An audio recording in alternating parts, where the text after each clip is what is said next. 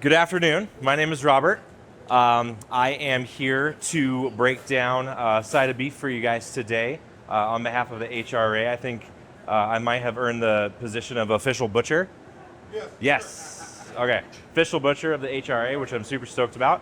I own and run a local food business that provides processing, butchering services on a mobile scale for the farms and ranchers of Colorado.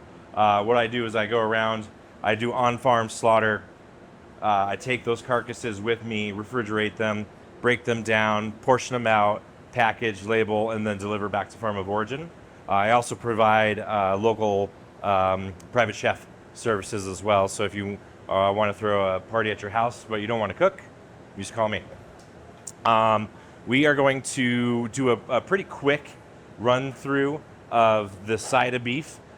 This is a big one. This is a 500-pound side, which means it was over 1,000-pound carcass. That 1,000 pounds is called the hanging weight.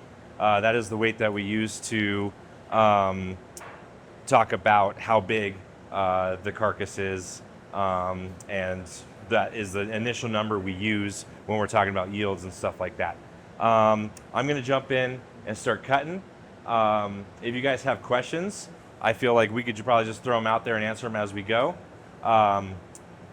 When butchering something as kind of big and daunting as this, the best way to go about it is to know what your final product is going to be, what you're going for, all of the different parts and pieces that you're going to isolate and grab out of here, and the anatomy of the animal. So we start with the whole animal, the whole carcass. That breaks down into sides when it's split right down the middle in half. Those sides are then split into quarters. You have a forequarter that contains the rib section and the shoulder. So this is the whole shoulder, the whole rib in the forequarter. The hindquarter is going to include the short loin and the rounds. That's going to be some of your primals. There's a couple more primals, the drop, plate, shanks, stuff like that. But these are the four main kind of pieces that the half gets broken down into first. I'm going to jump right in with the round here. And what we're going to do in the round is we're going to isolate the primal and the subprimal muscles. So the round contains a top round, a bottom round, and a knuckle or sirloin. It also has a nice big shank here on the back side. And so I'm going to actually take that shank off first to make this a little bit lighter and easier to work with. To remove the shank, I'm going to find the joint. When you watch videos or listen to butchers talk about breaking down carcasses and butchering and things like that, they're talking about utilizing seams or natural separations between fat, muscle, connective tissue, and bone. So the key to understanding the fundamentals of butchering, especially breaking carcasses, is knowing and understanding where those natural separations and seams are.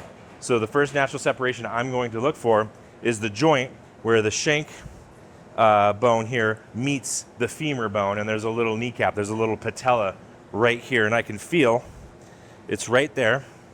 I'm going in at a 45-degree angle, and then I'm coming straight across to meet that cut.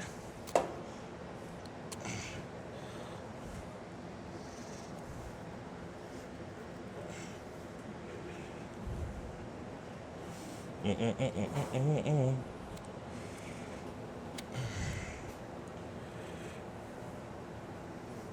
sometimes you got to kind of feel your way around a little bit. Oh, there it is.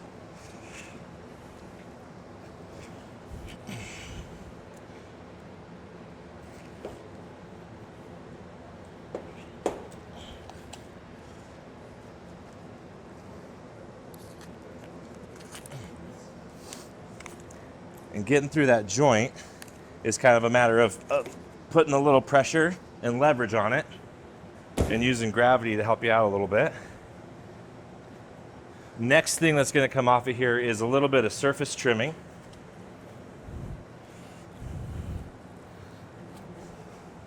And boop, there's a bucket for that. Shank.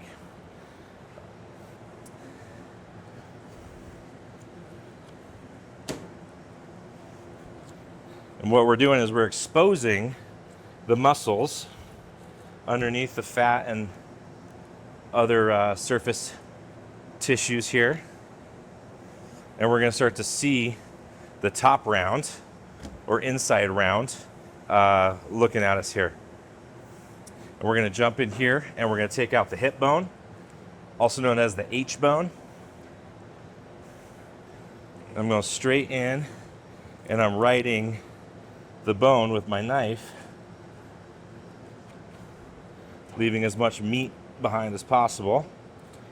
And then what I'm going to find in here is this ball and socket joint where the femur connects with the hip. You can see the ball, the socket, and again, separating connective tissue, using a little bit of leverage to start to pull this bone away.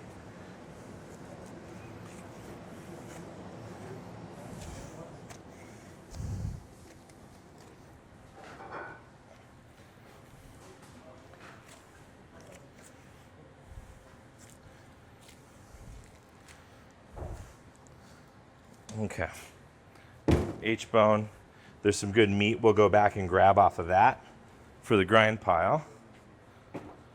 Trim pile. All right, now all we have left in here bone-wise is the femur. And this is where the muscles, the primal muscles and subprimal muscles start to come apart. So the seam that I'm looking for next is this one right here. So top round or inside round separates right here, and you'll see once I get in here into this seam, it starts to separate and pull away from the knuckle and the bottom round or outside round.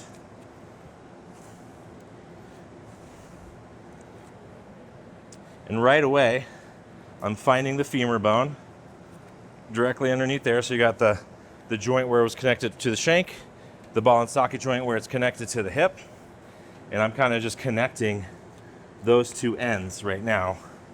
And then I get down into the meat here, and you can see this seam start to open up as I pull away from the bone. You know, and a lot of times you know you're doing it right because the muscles just start to kind of pull away.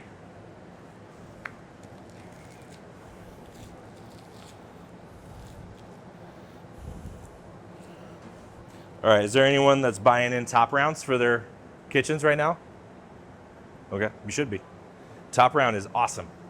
I freaking love it for all sorts of things. That's a whole top round. It's not cleaned up, but when cleaned up, this makes incredible. This is my favorite to use for things like tartare, carpaccio. A lot of different raw preparations are awesome from that because it's nice and lean, but it's got a shitload of flavor. It's also awesome as like a roast beef for slicing. All right, next I'm going to pull the femur out, and that requires kind of separating the muscle away from the bone here.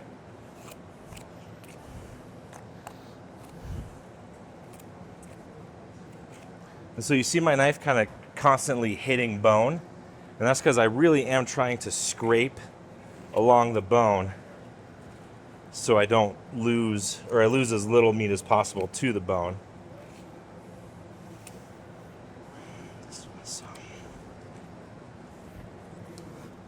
And this is one of those things where the ends of the bone are big, kind of oddly shaped protrusions into the meat, and it takes a lot of just practice and muscle memory to figure out where they are and know just where all that is. So boom, that's a whole femur. Again, we'll go back through, clean up some of that meat off of there to go into the grind pile. And then we just got this little kneecap, this patella, that sits right here at the end of the sirloin or knuckle. Boom. All right, and then we're going to separate the knuckle off of the bottom round next. Again, I'm looking for a seam, and it's right here. You find that seam, and there's lots of fat and silver skin and connective tissue in between these two muscles here. So again, once you find that seam, you know, okay, I'm in the right place. I'm pulling the right muscle group off of there. There you have the whole sirloin, which you're going to cut your petite sirloin steaks from.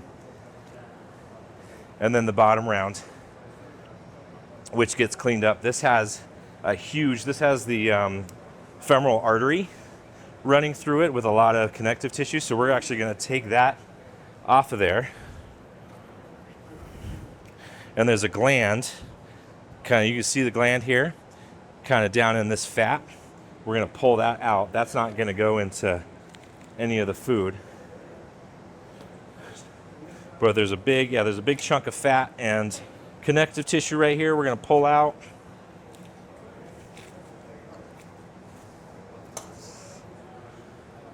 Clean that up for the grind pile later.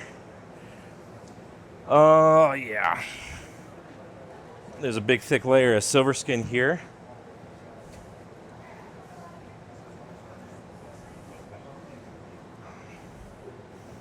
It smells. Boop, boop, boop. And then the other thing we're going to pull off of here is the eye round. So the eye round is right here. It's just one of the sides of the bottom round. And this cut is in my opinion, cut for Bresaola. Dry-aged Italian beef salumi.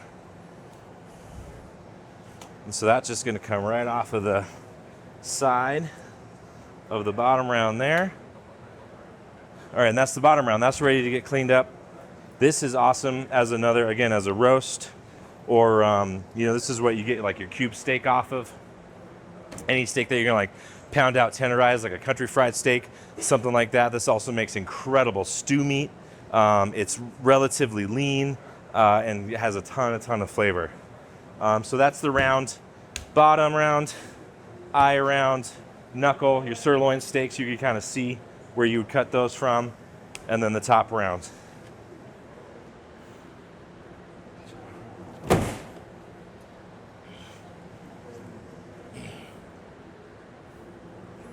Boop, boop, boop, do, do, do.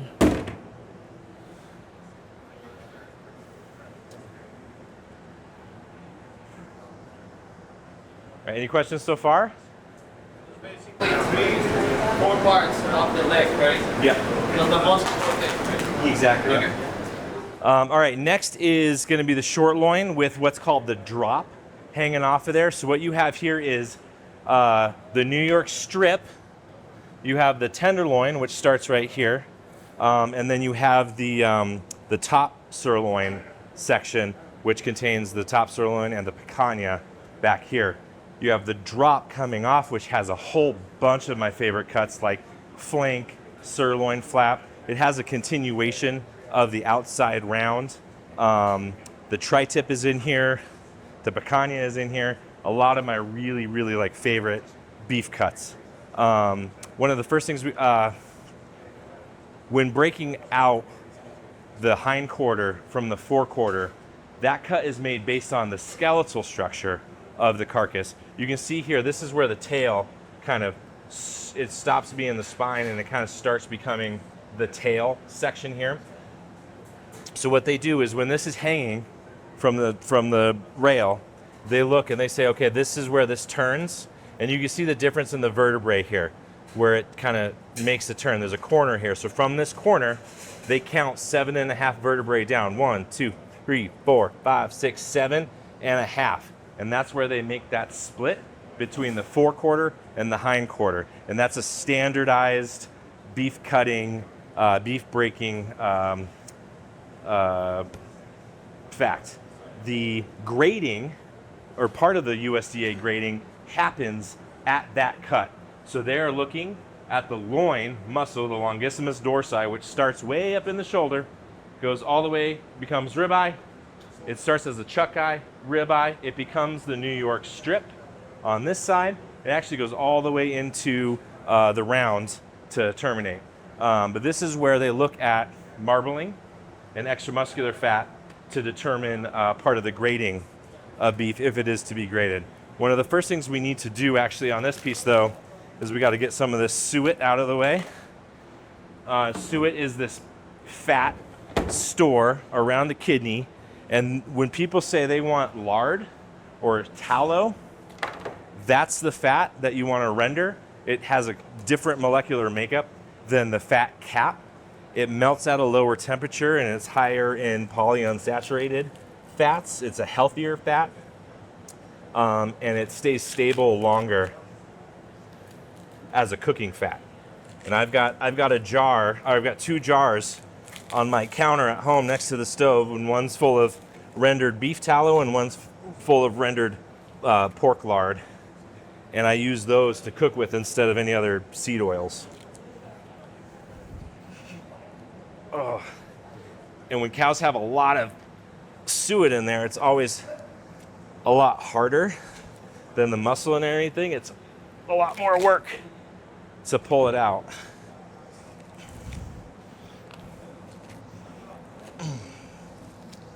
But this is gonna make several quarts of really, really nice, high quality cooking and baking tallow. All right, so next is we're gonna take the drop off, and what we're actually doing is we're gonna take the whole short loin and we're gonna dry age it for a month, and then we'll cut some steaks out of that, and it's gonna be incredible.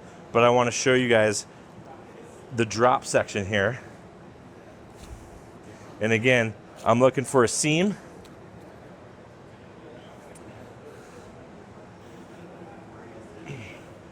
And I'm gonna come around. So this is where the, you can see by the shape here, you can see this is where the sirloin was attached. Bottom sirloin, top sirloin here. Picanha right there, tri-tip. They actually cut through the middle of the tri-tip when they split this up. So the tri-tip ended up being partially in here and partially in the round. And we actually cooked up a little bit of the tip of the tri-tip. So I'm gonna go around that tri-tip section and come back towards the short loin here. And we're going to take this whole drop off as one big piece. And the last rib in the rib cage is right here. So we'll have to saw through that.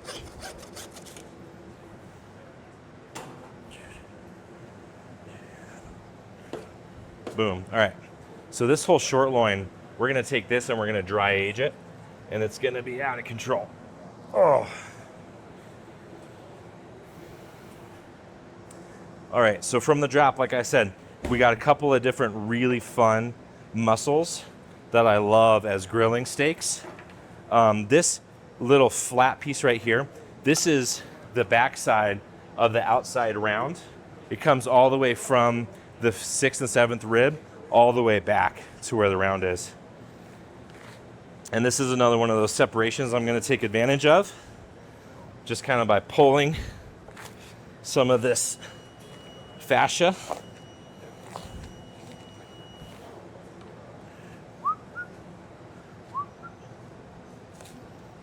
Away.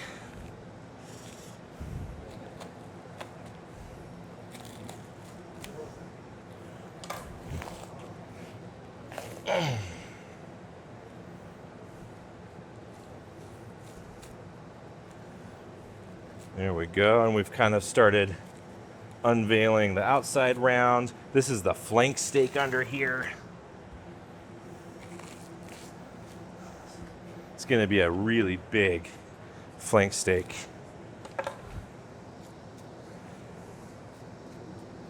So I'm going to pull this little bit of outside round off, and what's underneath the outside round is a muscle called the sirloin flap. I like the French word for it, the bavette. Like if I'm putting it on the menu, I like to call it a bavette because it sounds fancy and you can charge more for it. Okay, and these are, you know, I made a career out of cooking with all of these cuts that are, you know, if you walk into a steakhouse or a restaurant, most of the time You know, you got your ribeyes or your sirloins or your T-bones, all the cuts that everyone knows. I made a career out of butchering whole animals and serving everything from it.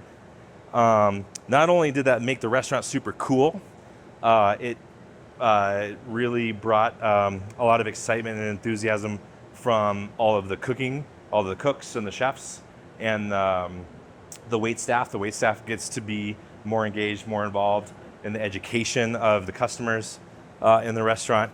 And what happened was my labor cost would increase a tiny bit, but a lot of times cooks would come in and want to learn. And so they would come in off the clock and they would say, teach me how to butcher. I want to learn how to cut meat. So my labor cost would increase a teeny tiny bit, but what happened was my food cost would drop 10, 15%. Just like that, because you're not you're not spending big money on pre-portioned cuts of meat. Now that means you do have to invest some time and some energy into training your meat cutters, but that investment pays dividends when you start to look at how much money you're saving on center of plate costs, those protein costs.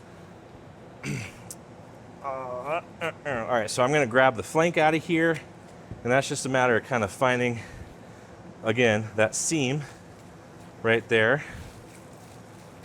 And I'm gonna pull it away.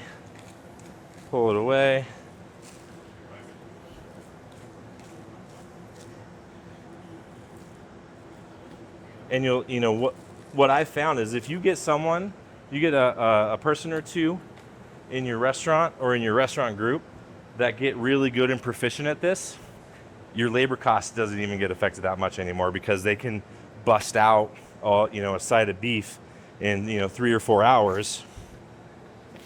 And if you're paying them, I don't know, $20, $25, $30 an hour, that's not a huge cost. All right, so that's a big flank steak, but that looks awesome. Some fat. This outside round, this makes awesome carne asada. It's a type of one of the arrachera cuts. I love grilling that. Next, we're gonna pull out the sirloin flap. Again, looking for that seam. There it is. I'm gonna start pulling away. And everything, this is all just fat. Like, that is just a bunch of fat. Still usable. You can still render it and cook with it.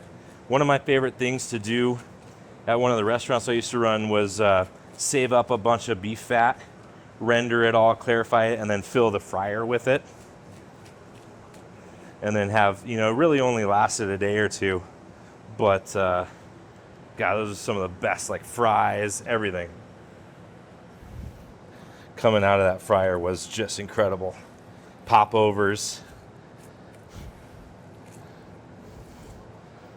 All right.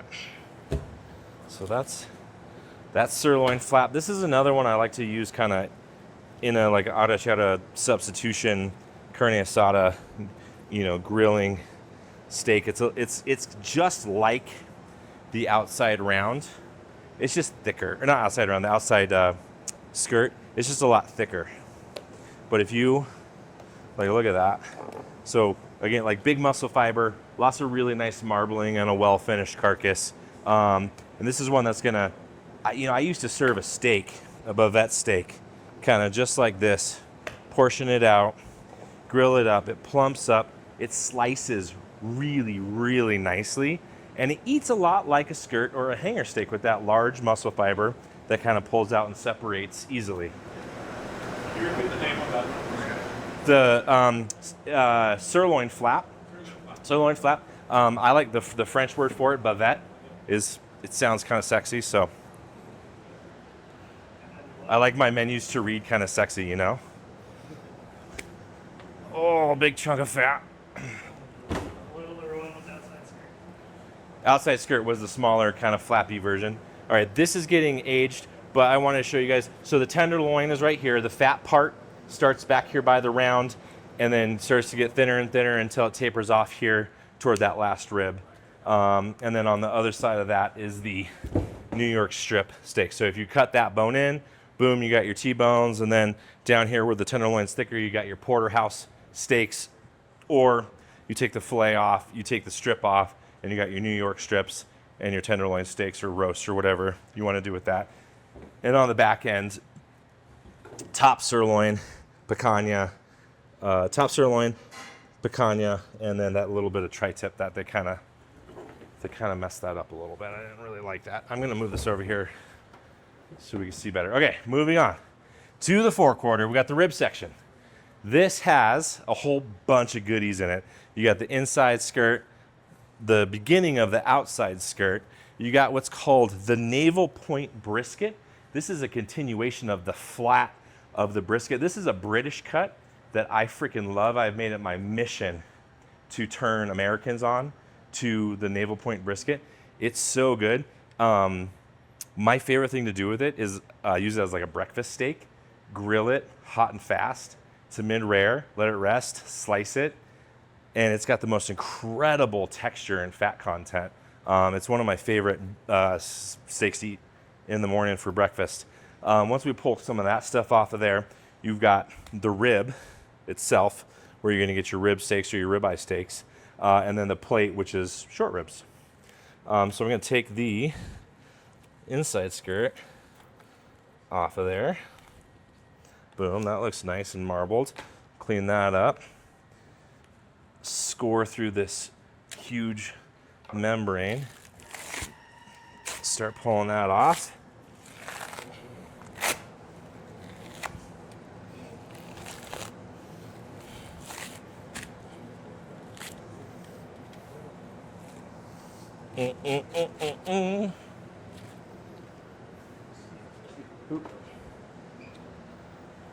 Okay, so outside skirt there.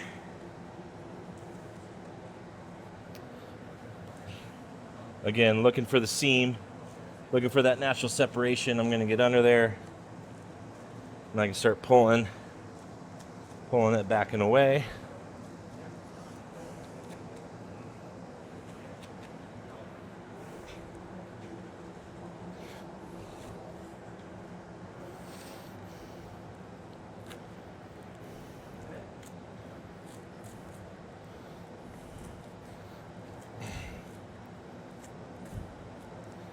Okay, so this, where's your other half? There you are.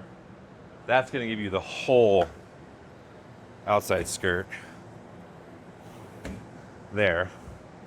It kind of spans that forequarter, hind quarter area. And then what we're gonna do is we will, Chef Pablo's gonna actually do a butter wrapped like 2-month dry aged rib. So what we're gonna do is we're actually gonna take it off the bone for him to do that.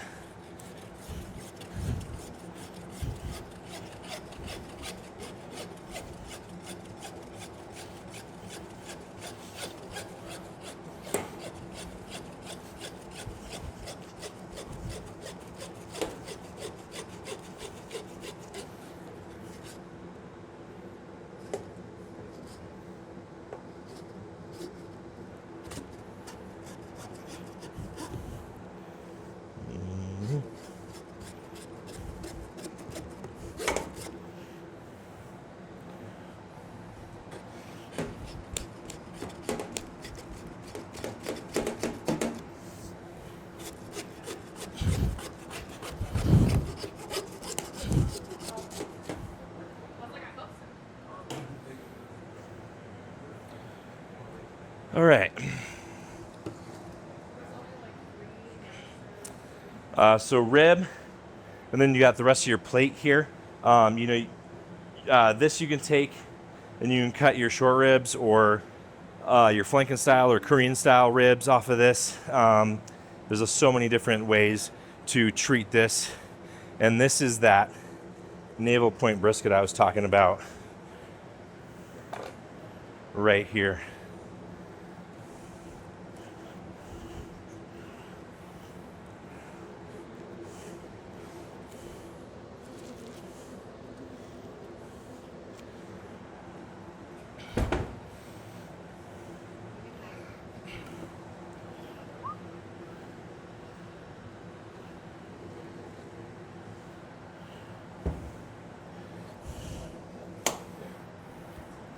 Okay.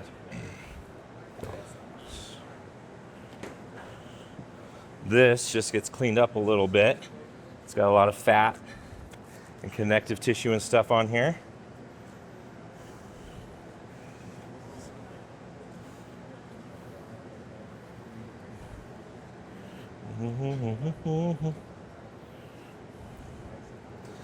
But what you start to see is something with a decent sized muscle fiber, a good amount of marbling,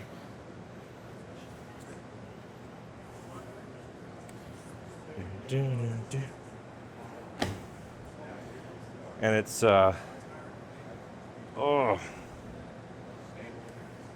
again, finding that separation, pulling it apart. But this is the muscle I'm trying to isolate right here.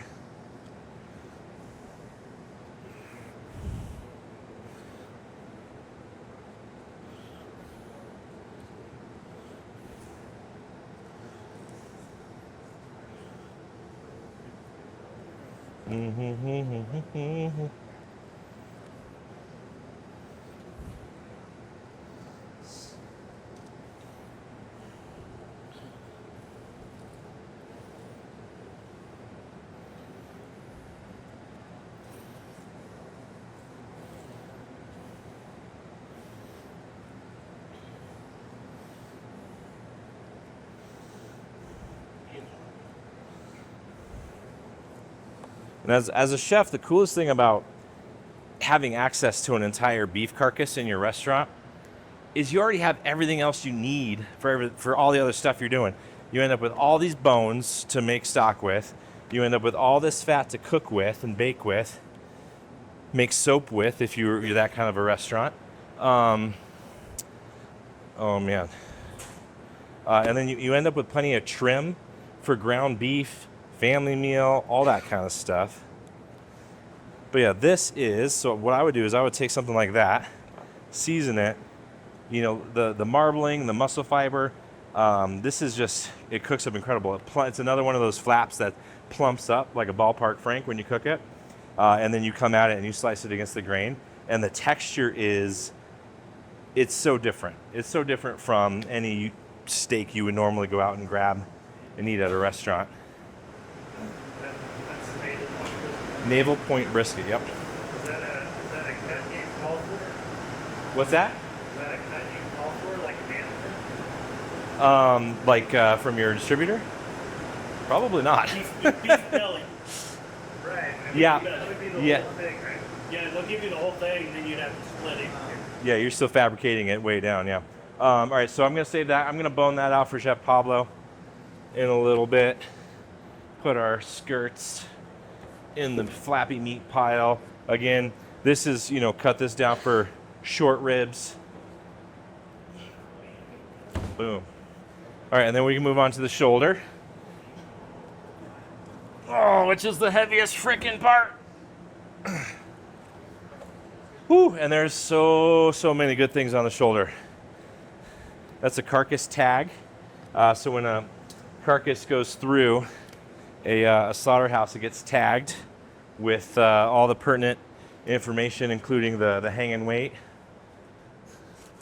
and all that stuff.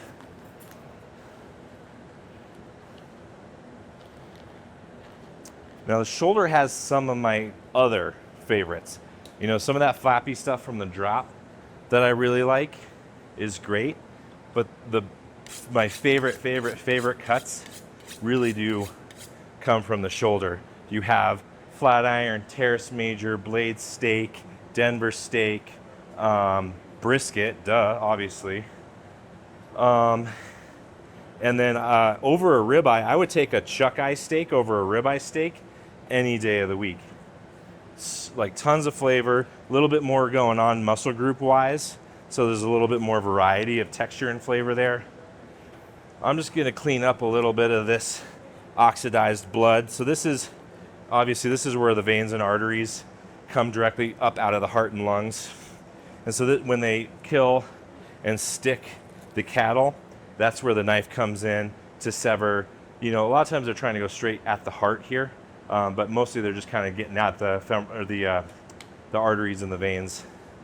in the neck there to bleed it out. That's a really, really important step in the slaughter process, is to bleed the carcass, to bleed the animal out as quickly and completely as possible. All right, I'm gonna saw through these 6 ribs. So that split between the shoulder and the rib happens between ribs. It's either 5 and 6 or 6 and 7. There's a couple different schools of thought there.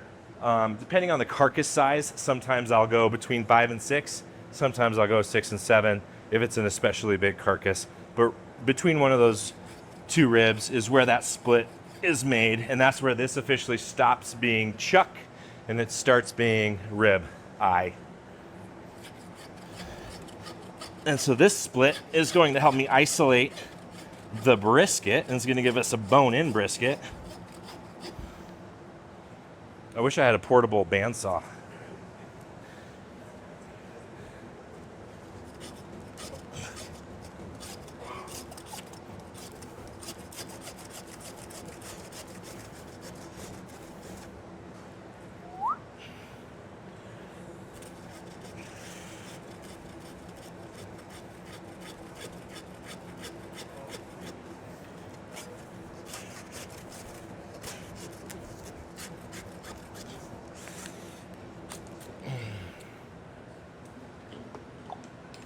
Okay, so from that cut through the ribs, I can start pulling the brisket off of the shoulder, and that's gonna open up a whole nother world of possibilities under there. What I'm not gonna do is go so far down as to cut into the clod, the chuck flap, the clod and the chuck flap. So when I do that, I can see all I've gone here. I've gone through the muscle, and I hit this fat and sinew layer, and I know that's where I'm gonna stop and start pulling the brisket.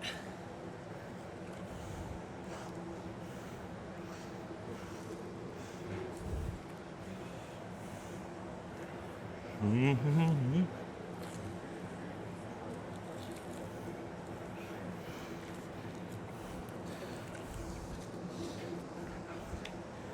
Whew.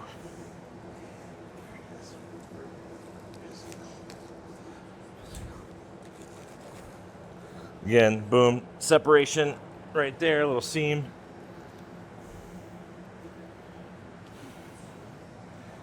Okay. And then we can pull the brisket off the bone here.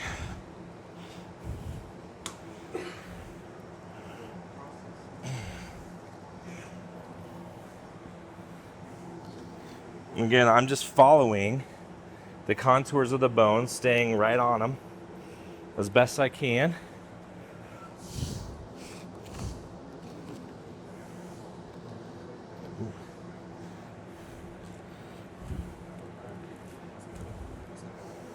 Mm-hmm.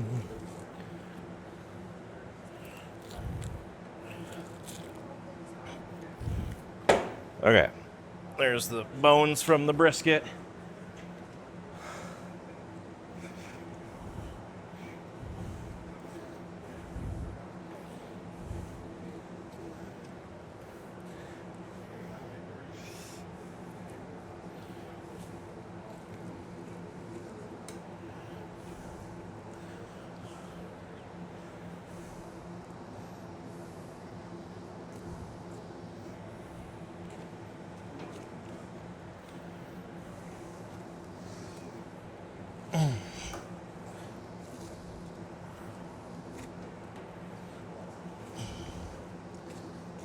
Again, I'm finding seams, pulling that little bit of chuck flap off of the brisket, and then there's a bunch of fat. There's so much fat. This was a really, really fat cow. It's funny because all this extra muscular fat didn't necessarily translate into a ton of marbling here. And that has everything to do with breed, feed, and access to exercise and places to run around.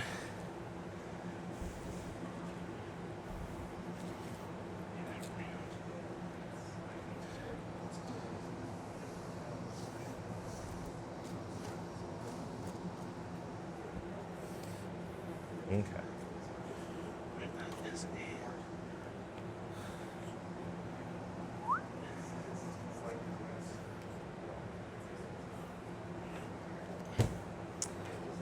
All right, so this is what a meat purveyor would sell as an untrimmed brisket.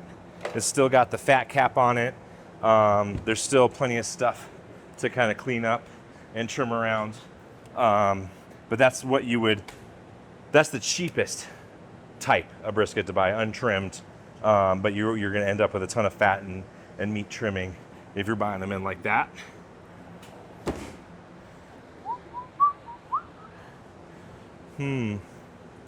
One more.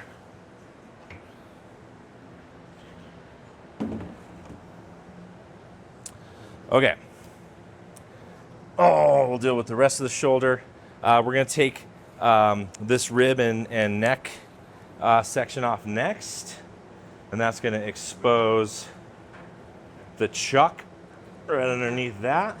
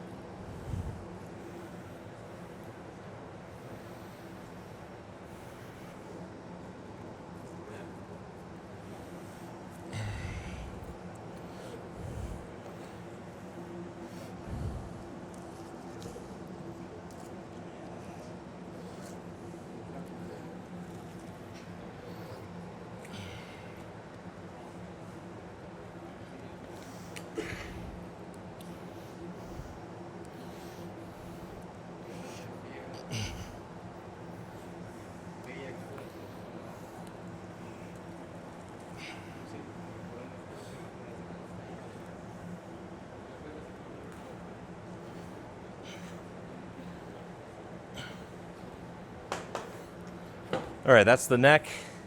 We can go through, we can pull some meat off of that for grinding. That is gonna be really, really good beef stock material. Cleaning up some of this feather bone and tendon here. There's a big, big yellow tendon that runs across the top of the chuck and supports the head here, and that's got to come out eventually. Oh my God.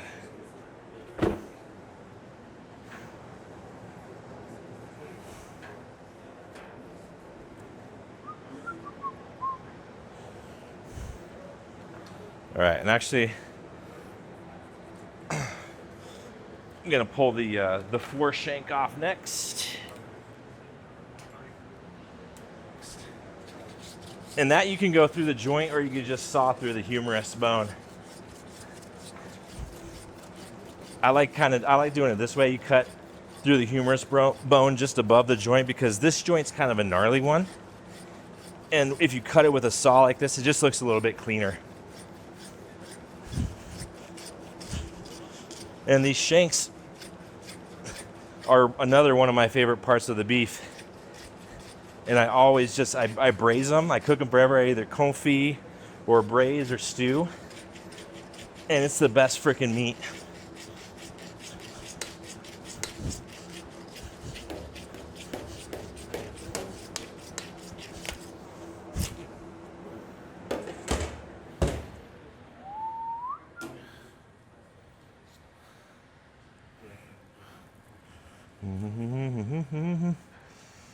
Boom, and you see that humerus, that's another long bone, kind of like the femur. So it's got beautiful marrow in the middle there. One of the things that makes it so delicious. All right, chuck's coming off next. And so we could do this one of two ways. We can come in underneath the chuck flap and kind of fillet the whole thing off, or we can delineate the chuck, separate it from the chuck flap, and take them off separately. And again, I'm cutting straight through some muscle, but I'm stopping when I see this silver skin, this connective tissue here underneath the chuck. But I found my seam, and again, I'm just pulling it. And this is what you would call a chuck roll on your order guide. And it sits right on top of the scapula or shoulder blade here. So I'm actually kind of scraping along the flat side of the scapula all the way out. Being careful not to get into the teres major, which is right down here.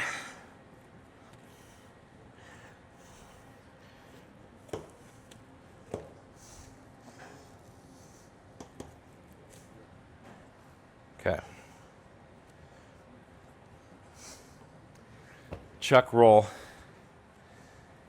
Again, this right here as a steak is one of my favorite things to eat off of the beef carcass. It's basically a ribeye, but it's even better because you have even more going on as far as the muscle group goes, and that's really nice. All the way down about on this carcass, probably a good 8 to 10 inches.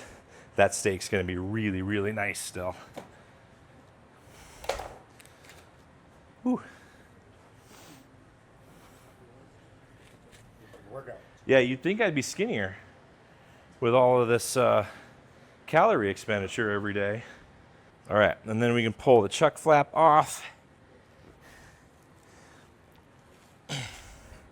And again, this is kind of where, that knowledge and that skill set comes into play, where you start to just know by looking at it where things come apart.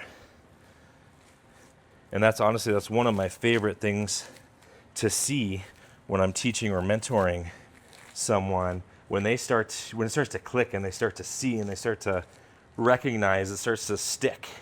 And they're like, yeah, that's where that comes apart. That's what that muscle is. That's honestly the most rewarding part about teaching and mentoring for me, is when people start to see through a butcher's eyes or through a chef's eyes and see, what everything is, what the potential for things are. But this chuck flap, again, super underutilized, really delicious. One thing you could do is you could leave this on the bone and get some really cool beef ribs off of the chuck. Beef ribs are really yummy. I love smoking those on the bone like that. It's incredible. The other thing is, if you isolate this kind of part of the muscle here and cut steaks out of it, you get a Denver steak. And you grill that up to mid-rare. Even that one does even well at medium. And that's another phenomenal steak. Another one I like for breakfast. Okay, fat. I'm running out of room for fat. Okay, next, we just have a couple of muscle groups left to pull off of here. I'm going to take off the quad. And that kind of sits on the inside. So there's two bones left there. You got your humerus and your scapula, or your upper arm bone and your shoulder blade. So I'm going to pull that out from it kind of goes like this and makes a little bit of a curve.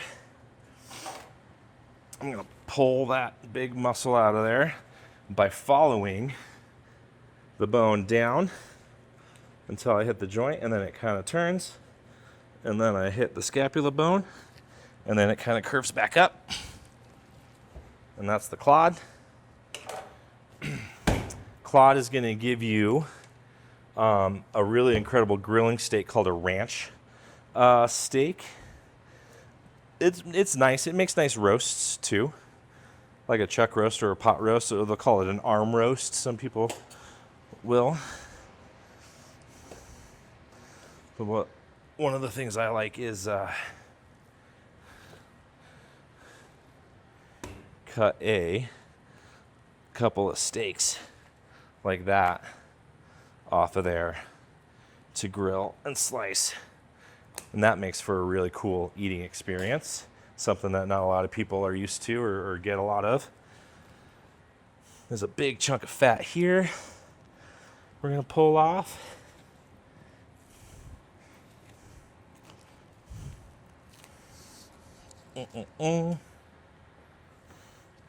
And then the joint, you should, if I did it right, we should be able to see it. It's right there. It's another kind of ball and socket joint, but you can see the smooth white ball of the humerus. And then that little socket there of the scapula. This is, so this humerus cut, if you leave this meat on here and just braise it like this, that's going to make awesome braised beef for whatever, barbacoa, any sort of shredded beef, slow-cooked beef that you want to use that for. Top blade steak is sitting right here under this big, thick piece of silver skin. And this is another one that, you know, pretty much universally just gets ground. But I love turning people onto this. It's kind of like a mini flat iron, really. It's got that kind of small mousseline muscle fiber. It's a little bit smoother. It's crazy tender. And it's because it's a working muscle and it sits up here next to the bone, it's got a ton of flavor.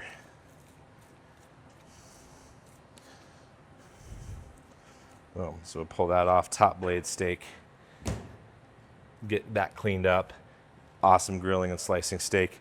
Teres major is kind of the next thing I like to take off of here. You'll see that on your order guides a lot of times as a bistro tender, especially if they're sending it to you kind of pre-portioned as like a faux fillet. I kind of have a beef with people calling it a bistro tender because it's not anywhere near as tender or even a similar eating experience to a tenderloin, in my opinion. I'm sure somebody ate it and was like, ooh, that's just like tenderloin. And that's totally fine. I don't buy that. This is going to be a pretty massive bistro tender, though. It does make great little steaks. But if you sell it to someone and tell them it's just like a fillet, they're going to call you a liar.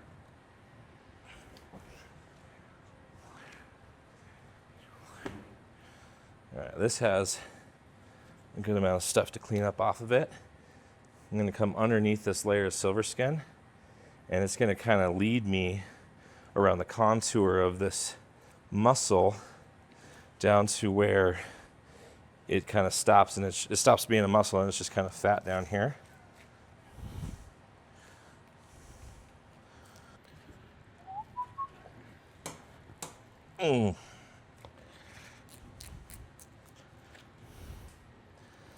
Holy moly. John, I think we should get a bigger carcass next time.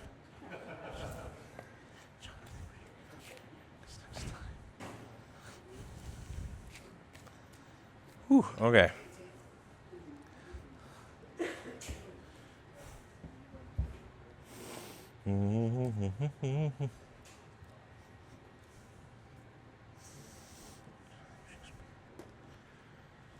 Okay, scapula bone.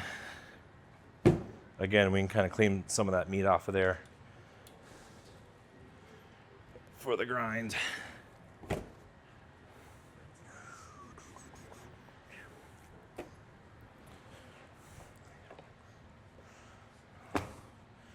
All right, and then we're just going to clean up a little bit of this connective tissue on here.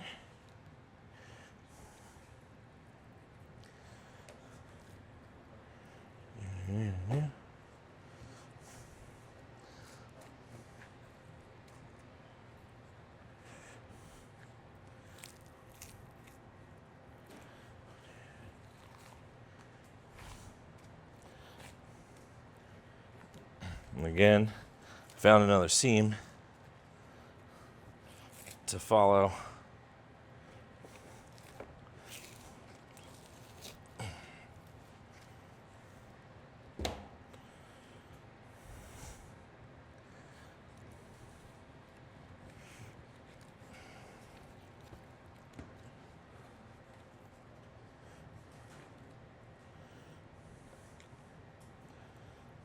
Okay, whole flat iron, trimmed but not fully cleaned and denuded. There is a huge, thick tendon that runs through the middle of this thing. So if you just grill this off and start slicing it, you're gonna have a big, chewy tendon right in the middle. So for what I do for most of my customers is I'll kind of fillet two sides of that flat iron off of the tendon. And it gives you basically like 3 kind of flat irons if you include that blade stake in there to work with. Flat iron.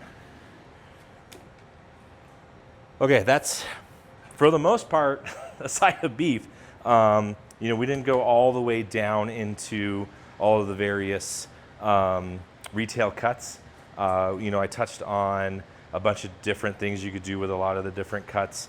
From here, there's still a multitude of options for things we can do with some of these pieces.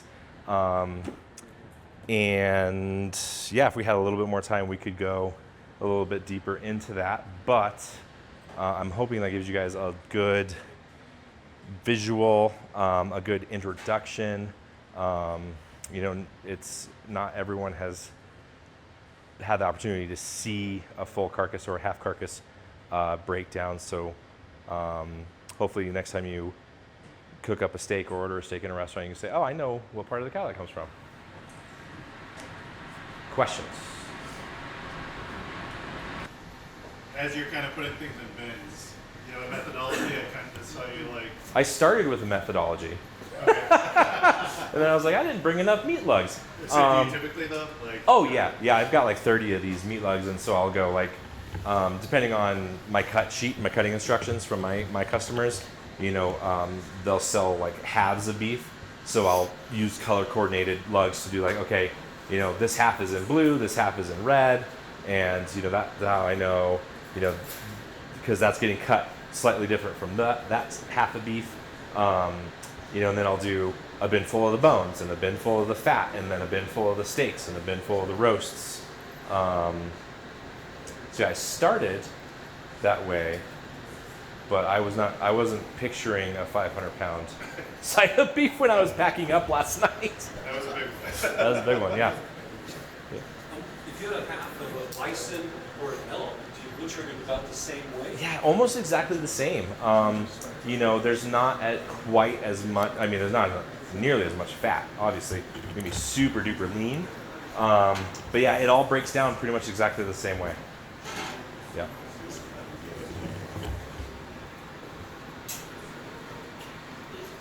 Maybe you said it, but your all-time favorite cut out of this whole thing. Man, it changes seasonally. You know, in the summertime, I love grilling up stuff like a Denver steak or a chuck steak. This time of year, though, I'm all about shanks and ribs, picanha. Another, you can't ask me to pick a favorite. It's just not possible. I do love beef. I'm gonna have to say that I do love beef, probably the most of all the animal proteins, by a little bit over pork. Anything else? I just got a quick question. You did all of this in half hours. Yeah. How long did it take you to get to the rest of it? So I have been butchering since I was 15. So I the first place I ever worked was owned and run by a pair of partners. One guy was a certified master chef, the other guy was a certified master butcher. And I walked in one day, I was like, I want to learn how to cook. And the chef was like, great, first you're gonna learn everything else. And so I learned how to butcher before I learned how to cook. To become this proficient and this quick has been 5 years in the making of doing it every day. I was a chef up until the pandemic, and then I pivoted and started doing this. So yeah, I'm coming up on 5 years of doing this full time. And yeah, the first beef, the whole beef I did back in 2020, you know, probably took 8 hours. And now I can do, this is a big one. And we didn't go all the way down into, like, the beef I cut down all the way into retail portion cuts. So it would be more like 2 hours to do a whole beef that size all the way down into portion cuts. But then I also have to put it in vacuum bags and put a label on it and seal it and put it, like, there's a lot that goes into the packaging as well. Yeah. Thank you, Robert. You're welcome. Okay, everybody.